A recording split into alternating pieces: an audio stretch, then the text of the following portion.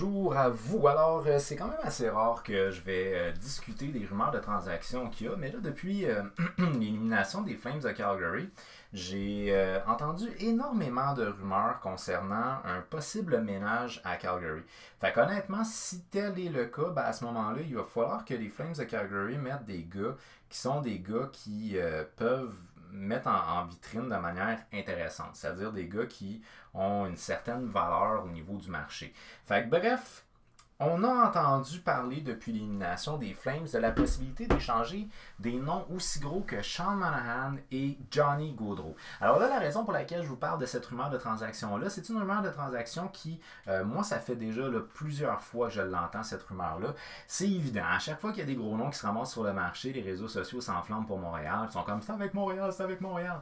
Alors, voici là, la réflexion que je vais vous donner. C'est une réflexion qui vient de plusieurs choses que j'ai vues et entendues au fil des derniers mois. Bon, première des choses, il y a eu énormément de rumeurs qui mentionnaient que le Canadien de Montréal était une organisation qui était intéressée à l'éventuel agent libre Taylor Hall qui joue actuellement avec les Coyotes de l'Arizona. Maintenant, Taylor Hall est un gars qui a mentionné d'une manière très claire qu'il ne veut pas nécessairement jouer juste pour l'argent. C'est-à-dire que c'est pas le contrat qui va être le plus élevé qui va attirer Taylor Hall. Il veut avoir des chances de jouer en séries éliminatoires, puis il veut avoir des chances de remporter une Coupe Stanley. C'est quelque chose qu'il pourrait effectivement avoir avec Montréal, c'est quelque chose qu'il pourrait effectivement avoir avec les Flames aussi. Sauf que là, le point d'interrogation qu'on a, c'est que les Flames n'ont pas l'espace sur leur cap salarial pour pouvoir avoir un joueur comme Taylor Hall. Et pourtant, dans les rumeurs, les Flames sont souvent mentionnés comme étant intéressés au service de Taylor Hall. Actuellement, les Flames, eux, ont un espace de 992 730 $ sur leur cap salarial avec l'organisation qu'il y avait au moment de leur élimination. Alors que les Canadiens de Montréal, eux autres, ont un espace de 4 539 794 $. Donc, c'est ce qui fait que le Canadien, sur un point de vue monétaire, est beaucoup plus apte à attirer un agent libre tel que Taylor Hall. Mais par contre, peut-être est-ce que Taylor Hall serait un petit peu moins intéressé de jouer à Montréal s'il considère que l'équipe n'a pas encore assez fait ses preuves. C'est une équipe relativement jeune. Du côté des Flames, on a fait nos preuves. Là, c'est sûr et certain que si vous me dites qu'on va échanger des gros joueurs, à ce moment-là, l'équipe va être à rebâtir. Écoutez, je ne sais pas où ce que Taylor Hall va se ramasser, mais dans les faits, ce qu'on sait, c'est qu'une équipe comme les Flames de Calgary, semble-t-il, pourrait avoir de l'intérêt pour Taylor Hall, puis le Canadien de Montréal aussi. Maintenant, si les Flames de Calgary veulent avoir un joueur comme Taylor Hall, ben, il va falloir qu'ils s'attendent à signer une affaire comme 7 ou 8 millions. Alors, c'est ce qui fait que peut-être même 8 ou 9 millions, je ne sais pas, mais en tout cas, c'est ce qui fait qu'il faut absolument qu'ils libèrent de la place sur leur espace salarial, sur leur cap salarial pour avoir un joueur comme Taylor Hall. Taylor Hall, c'est un joueur qui n'a pas nécessairement d'attachement particulier pour son organisation, mais c'est un joueur qui est quand même physiquement fort, qui est capable de plaquer, qui provoque beaucoup de choses, c'est un bon playmaker et il a un bon tir. Fait que je pense qu'il y a peut-être des choses que Johnny Gaudreau n'a pas. Maintenant, à savoir, Johnny Gaudreau a eu des statistiques très impressionnantes dans la Ligue nationale. Est-ce que Taylor Hall serait capable de reproduire ça, parce qu'il y a eu quand même des bonnes saisons aussi, Taylor Hall dans la Ligue nationale? Est-ce qu'il serait capable de reproduire ça? Je ne sais pas, mais ce que je sais, c'est qu'un joueur comme Taylor Hall, quand même bien qu'il ne produit pas, il peut t'apporter d'autres choses parce que c'est un joueur aussi qui est capable de jouer physique, qui est capable de confronter et de plaquer. Alors que Johnny Gaudreau, c'est un joueur qui est un joueur unidimensionnel offensif. C'est un joueur qui n'est pas vraiment responsable défensivement et qui physiquement n'a pas la shape de l'emploi pour faire autre chose. Est-ce que ça peut être intéressant pour les Flames de Calgary d'aller chercher un joueur comme Taylor Hall? Oui, ça pourrait être intéressant. Et à ce moment-là, il faudrait qu'il se libère un peu d'espace sur le cap salarial. Si on veut faire comme remanier les cartes avec les Flames, parce que les Flames, là, ça fait déjà plusieurs années que c'est difficile pour eux autres en séries éliminatoires. Ça va bien en saison régulière, mais ça ne marche pas en série. Donc, les Flames, depuis l'année 2015, ils n'ont pas franchi la deuxième ronde des séries. Donc, soit ils n'ont pas participé aux séries depuis 2015. Ben, en fait, en 2015, oui, là, ils sont rendus en deuxième ronde. Mais à partir de la saison 2016, soit qu'ils n'ont pas fait les séries, soit qu'ils n'ont pas passé la première ronde. Et c'est quelque chose qui est récurrent. Et normalement, une équipe qui ne va pas loin en séries éliminatoires, c'est beaucoup par rapport à son jeu physique et à son caractère. Alors là, est-ce que les Flames pourraient être intéressés d'aller chercher, exemple, Taylor Hall, qui serait un joueur physiquement capable de frapper et en plus très talentueux, et un joueur qui pourrait être agressif? Je pense que oui, ça peut être intéressant pour les Flames de Calgary de faire ce genre de move-là. À savoir comment est-ce qu'ils feraient le move, ça serait complètement autre chose. On va spéculer dans ce sens-là éventuellement, mais là, pas pour tout de suite. Alors, la rumeur de transaction que là, on a entendue plus récemment, c'est une rumeur de transaction qui a été mentionnée d'abord. Johnny Gaudreau, plusieurs sources mentionnent depuis que les Flames ont été éliminés qu'il serait potentiellement à échanger. Johnny Gaudreau, c'est un jeune homme qui est actuellement, il vient d'avoir 27 ans, je ne l'ai pas marqué, hein? Ah ben non, je ne l'ai pas marqué. En tout cas, il vient tout juste d'avoir 27 ans, Johnny Gaudreau. Il mesure, c'est un ailier gauche de 5 pieds 9, 165 livres, vraiment pas gros, 6,75 millions jusqu'en 2022. Fait que son contrat à lui n'est pas encore fini, c'est un 6,75 millions. Je répète, c'est un joueur qui est unidimensionnel offensif.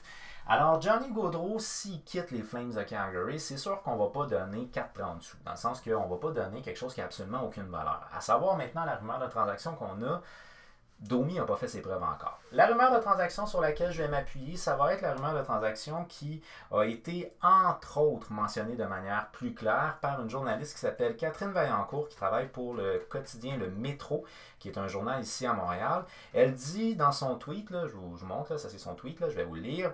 Il semble que Marc Bergevin serait en égo avec le general manager, avec le directeur général des Flames, pour amener Johnny Gaudreau chez le Canadien de Montréal en échange de Max Domi, Ryan Poehling et un choix de première ronde. Non, excusez, et un premier choix de repêchage. Puis par la suite, quand on lui a demandé c'était qui sa source, elle a répondu plusieurs sources m'ont dit entre les branches. Donc, il y aurait comme plusieurs sources de la chose. Alright. Fait qu'on y va avec ce que moi j'ai entendu étalé sur plusieurs mois. Première des choses, c'est que selon ce que j'ai entendu, les Flames seraient intéressés à Taylor Hall et Taylor Hall serait intéressé à jouer avec les Flames. Donc déjà là, il faudrait libérer de la place sur le cap salarial. Ça fait déjà plusieurs jours que j'entends que Johnny Gaudreau est un joueur qui est potentiellement à échanger. Du côté du Canadien, ça fait déjà longtemps qu'on entend que Max Domi est un joueur qui est potentiellement à échanger. Il n'y a pas de cela si longtemps. Il y avait un ancien recruteur des Capitals de Washington qui avait écrit sur Twitter que un ami proche de Max Domi lui avait raconté que Max Domi n'était pas bien à Montréal pour diverses raisons. Donc, il pourrait souhaiter partir de Montréal et qu'il n'y aurait pas eu de négociation avec lui pour son nouveau contrat. Actuellement, Max Domi est sans contrat, donc il appartient à personne. Donc là, ça, c'est des choses que moi, j'avais entendues il y a de cela un petit bout de temps. Plus récemment, on a eu des gestes qui sont des gestes peut-être anecdotiques, peut-être révélateurs de la part de Max Domi et de Ryan Poehling du Canadien de Montréal. C'est-à-dire qu'il semblerait qu'ils ont retiré sur leurs réseaux sociaux qu'ils étaient des joueurs pour le Canadien de Montréal. Je ne peux pas vous certifier pour ce qui est de Ryan Poehling, je ne sais pas de quoi avaient l'air ses réseaux sociaux avant, mais effectivement, je peux vous dire actuellement que non, c'est pas mentionné dans sa bio qui est un joueur du Canadien de Montréal. Du côté de Max Domi, je me rappelle que sur son Twitter, c'était mentionné, donc j'imagine sur son Instagram aussi, ça l'était, et aujourd'hui, c'est plus mentionné comme quoi il est joueur du Canadien de Montréal. Dans le cas de Max Domi, on pourrait toujours dire que c'est parce qu'il n'est pas signé, donc à ce moment-là, son contrat étant fini avec le Canadien de Montréal, c'est peut-être la raison pour laquelle il a retiré le fait qu'il était joueur du Canadien de Montréal, mais en même temps, il est un agent libre avec restriction, donc il ne partira pas. Dans le cas de Ryan Poehling, il n'y a pas de raison apparente de retirer le fait qu'il serait un joueur du Canadien, parce que Ryan Poehling est encore signé pour 925 000 jusqu'en 2021, c'est-à-dire il est signé pour la prochaine saison. Fait que, bref, ça, c'est des informations qui sont des informations plus récentes. Alors, selon ce qu'elle rapporte, Mme Vaillancourt du quotidien Le Métro, ben, il semblerait que les Flames auraient une forme d'intérêt pour Max Domi, Ryan Poehling, choix de première ronde. Le choix de première ronde, qui serait probablement celui de cette année, ça serait un choix de première ronde, 16e position. C'est un gambling. Tu sais jamais qu'est-ce que ça va donner. Ça peut à la fois être une grande révélation, un joueur qui va être très performant dans la NH, comme ça peut aussi être un joueur qui va être un 2 de pique, un échec total. On n'en a aucune espèce d'idée de ce que ça peut donner un choix au repêchage. Johnny Gaudreau, est-ce qu'il pourrait intéresser le Canadien de Montréal? Je vais vous répondre peut-être. Donc, c'est un allié gauche. À ce moment-là, tout dépendamment de ce qu'on voit pour un gars comme exemple Thomas Tatar, mais si Thomas Tatar ne fait pas partie des plans du Canadien à long terme, Johnny Gaudreau, âgé de 27 ans, peut faire partie des plans à long terme. Donc, 5 pieds 9, 165 livres, 6,75 millions jusqu'en 2022. Dans le cas de Johnny Gaudreau, en 2019-2020, ça a été une saison qui a été pour lui difficile. C'est un joueur qui est très productif sur un point de vue offensif. En 70 matchs, il a eu 18 buts, 40 passes, 58 points. Là, je vous marque ici les pénalités. C'est intéressant pour comparer avec Max Domi. Et les points en avantage numérique, c'est intéressant pour comparer avec Max Domi. Donc, dans le cas de Johnny Gaudreau, c'est 12 minutes de pénalité et 18 points en avantage numérique. 18 points en avantage numérique pour Johnny Gaudreau, c'est faible.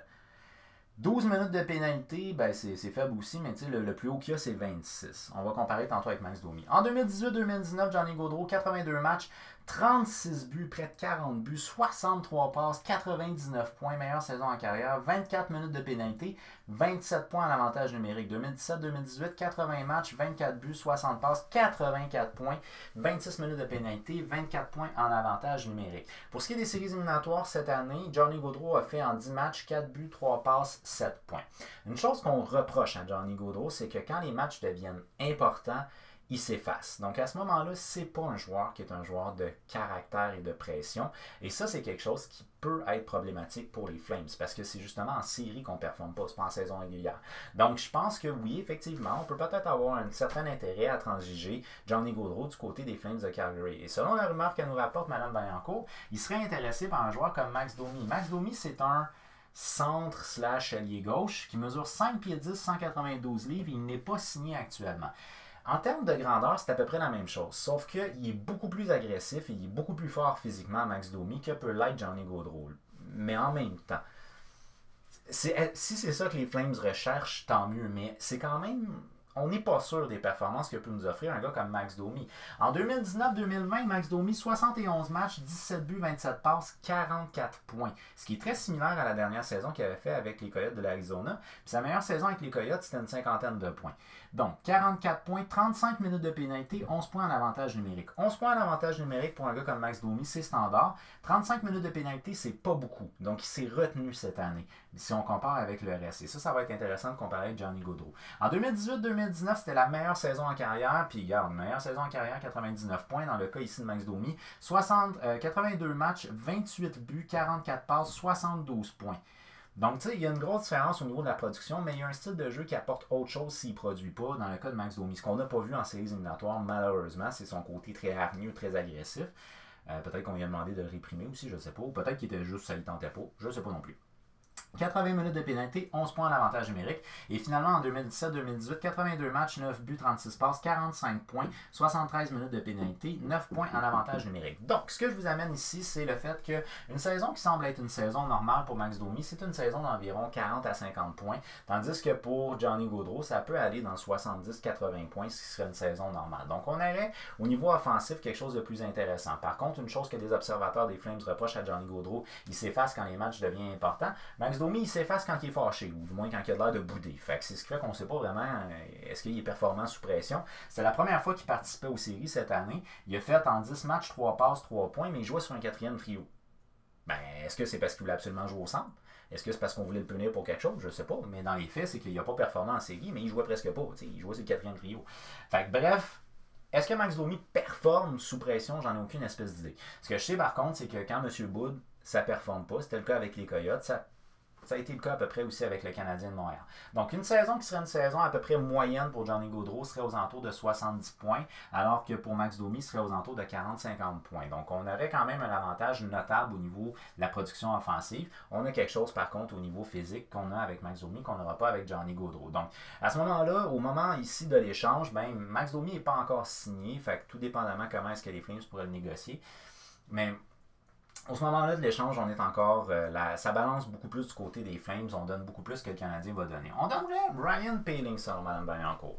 Ryan Poehling, c'est un jeune homme de 21 ans. Encore là, j'ai pas marqué son âge non plus. C'est même plate, ça. Pourquoi j'ai pas marqué leur âge? Tiens, on va le marquer son âge. 27 ans. 25 ans. Puis 21 ans. Bon. OK, on y retourne. Ryan Poehling, c'est un jeune homme de 21 ans. Lui, c'est un ailier gauche/centre. Là, centre, ça serait sa première position, ailier gauche. Il mesure 6 pieds 2, 204 livres. Il a 925 000 $ signé jusqu'en 2021. Ce serait donc un gars qui serait déjà signé du côté des Flames.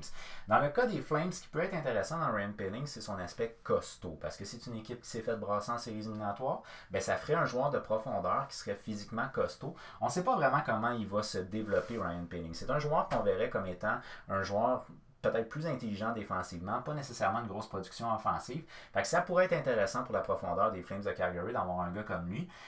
Actuellement, il n'a pas prouvé grand-chose. Dans la Ligue nationale, il y a eu un total, là, je compte la totalité de ses points dans la Ligue nationale, un total de 28 matchs dans la Ligue nationale en saison régulière. Il a 4 buts, 1 passe, 5 points, dont 3 buts lors de son premier match. Donc, tu sais, pas une grosse production au niveau offensif.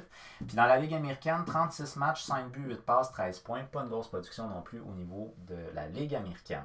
Dans le cas de Ryan Poehling, ce que je peux vous dire, c'est qu'une personne proche de l'entourage du Rocket de Laval a mentionné que c'est un gars qui était peut-être un peu au-dessus de ses affaires. Un journaliste, je me rappelle plus, je pense que c'était à TVA Sport, avait mentionné que Ryan Poehling, selon lui, c'est lui qui sait comment il doit jouer. Donc si c'est une tête forte qui est difficile à gérer, le Canadien peut être intéressé effectivement de le transiger. Le Canadien a été, selon moi, intelligent dans leur geste de faire jouer un petit joueur comme Jake Evans lors des séries éliminatoires parce qu'on a pu le tester et voir exactement qu'est-ce qu'on peut s'attendre. Jake Evans, c'est un gars qui est un choix de 5e ronde, il est tout petit, il n'est pas gros, mais c'est un gars qui peut apporter un jeu intelligent quand même et c'est un gars que Joël Bouchard a travaillé beaucoup avec lui. On a confiance au fait que Jake Evans, première des choses, c'est un gars qui respecte beaucoup là, ses entraîneurs, c'est un gars qui fait ce qu'on lui demande, puis il joue simple. C'est con à dire, mais il joue simple. Donc c'est pas un gars qui a une tête forte, ces deux gars-là, c'est des gars qui ont des têtes fortes. Donc, est-ce que le Canadien pourrait être tenté de garder Jake Evans comme 4e centre, puis à ce moment-là, on n'aurait peut-être pas nécessairement besoin de Ryan Poehling? La réponse, c'est peut-être. Moi, en tant que tel, j'ai pas de boule pour deviner quoi que ce soit, mais je pense que c'est une transaction qui pourrait peut-être. Ajouter à ça un choix de première ronde du Canadien de Montréal, on obtiendrait quand même un joueur qui est déjà établi dans la LNH en Max Domi, pour les Flames, là, un joueur qui est déjà établi dans la LNH en Max Domi, qui pourrait te faire à peu près une 50aine de points, un joueur qui devrait s'établir dans la LNH comme étant un joueur de profondeur en Ryan Poehling et un choix de première ronde qu'on ne sait pas comment il va se développer. Ça pourrait très bien être un futur Johnny Gaudreau, c'est-à-dire un joueur pas tellement grand, pas tellement gros, mais qui produit beaucoup. On ne connaît pas les depth charts les depth charts, excusez, on ne connaît pas la liste pour le prochain repêchage des Flames de Calgary, mais peut-être qu'il y a un prospect très particulier qui pense qu'il pourrait obtenir à la 16e position, qui d'après eux va se développer de manière exponentielle. Et à ce moment-là, peut-être que les dépisteurs des Flames font comme, mais tu sais quoi, on pourrait perdre Johnny Gaudreau, on aurait Max Domi qui ferait une job un peu moins forte au niveau offensif, mais plus intense au niveau physique pendant les 3-4 ans qu'on va attendre le développement de notre choix de première ronde. Puis à ce moment-là, on pourrait peut-être, Ryan Poehling devrait se développer relativement rapidement. Donc bref, c'est possible. C'est une transaction qui serait possible. Je ne sais pas si vraiment en termes de valeur pour le Canadien, aller transiger tout ça juste pour Johnny Gaudreau. Moi, en tant que tel, Johnny Gaudreau, c'est un joueur unidimensionnel et j'aime pas particulièrement les joueurs unidimensionnels. Mais le Canadien est une équipe qui a tellement de la misère à marquer des buts que peut-être, tu vas sacrifier des joueurs qui sont des joueurs plus de caractère pour un joueur qui produit offensivement. Maintenant, cette rumeur-là, selon moi, c'est une rumeur qui cherche peut-être plus à débarrasser les têtes fortes de Montréal, puis qui prend peut-être moins en considération comment est-ce que les Flames recevraient cet échange-là. Parce que moi, si je suis les Flames, de perdre un gars qui m'a déjà fait près de 100 points pour un gars qui a fait un maximum de 72... normalement, doit être aux alentours de 50, la moitié, je sais pas. C'est ma réponse. Moi, en tant que tel, je vous répondrai, je sais pas. Mais c'est une transaction qui est possible, tout dépendamment des intentions de move des Flames. Si les Flames veulent bel et bien avoir Taylor Hall, qui est un ailier gauche, il va être leur premier ailier gauche. Puis il apporterait quelque chose de plus. Offensivement, il fait des stats, puis physiquement, il s'implique. Johnny Gaudreau, ailier gauche. Ça se peut. Alors, c'est ça pour ce qui est de la rumeur. Est-ce que vous feriez cette transaction-là? Est-ce que c'est quelque chose qui, d'après vous, si vous êtes un fan des Flames, dites-moi, c'est quoi votre point de vue à vous en tant que fan des Flames? Est-ce que ça serait intéressant de faire une transaction comme ça? Ou est-ce que pour vous, d'après vous, c'est pas du tout intéressant? Même chose pour le Canadien. Est-ce que ça serait intéressant selon vous? Oui ou non? Faites-le moi savoir au travers des commentaires. Merci beaucoup d'avoir regardé ma vidéo. On fait un petit j'aime, on la partage parce que ce serait le fun qu'on jase de ça avec un paquet de monde. Savoir leur opinion par rapport à cette transaction-là. Si vous ajoutez quelque chose, vous enlevez quelque chose. Faites aller votre imagination. Merci beaucoup d'avoir pris le temps de me regarder ma vidéo. J'apprécie tout le temps. On s'abonne, on active la petite cloche. On se revoit prochainement. OK. Bye bye.